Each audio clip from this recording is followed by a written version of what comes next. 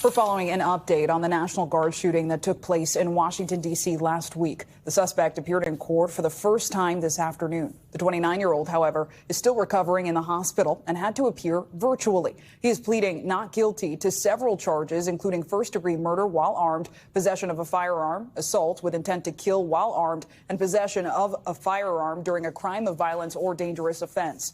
One of the National Guard members from that attack, 20-year-old Sarah Beckstrom, died from her injuries on Thanksgiving Day. The second, 24-year-old Andrew Wolfe, remains hospitalized in serious condition.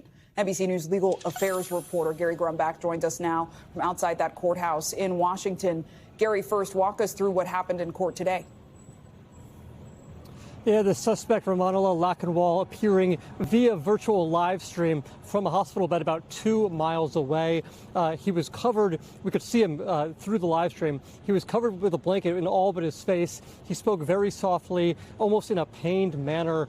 He spoke in Pashto through an interpreter, and he was read his charges, which you outlined there.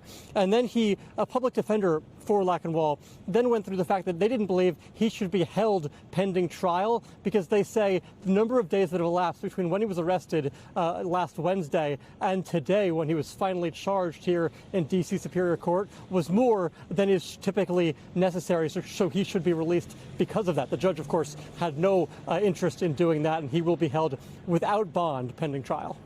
So, Gary, what comes next for this case, and do we have any updates on how that 24-year-old Andrew Wolfe is doing?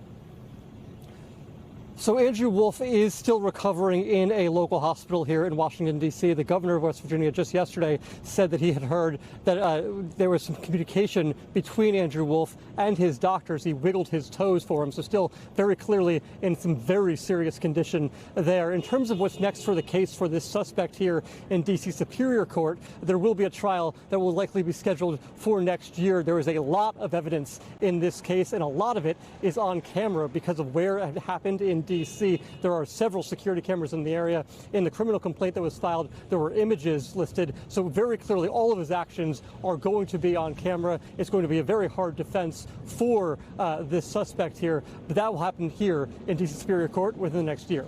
Guys. Okay, we know you'll stay on it. Gary Grumbach, thank you. We thank you for watching. And remember, stay updated on breaking news and top stories on the NBC News app or watch live on our YouTube channel.